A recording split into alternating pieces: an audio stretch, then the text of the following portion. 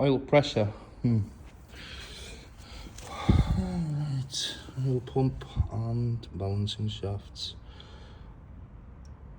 How did you want to get oil pressure?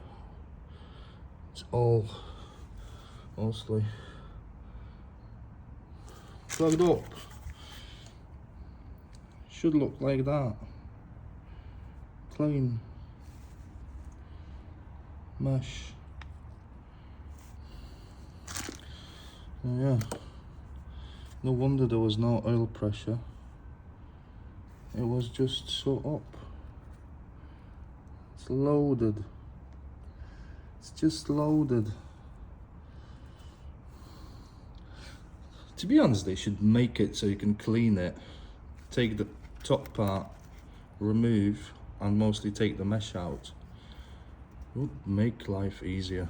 Still have to take the oil pump off and the balancing shafts. But then you would, literally, you could, you know, clean it, put it back together, fix the top with just sending particles in, and that would be about that. But no, why? Yeah, Mazda.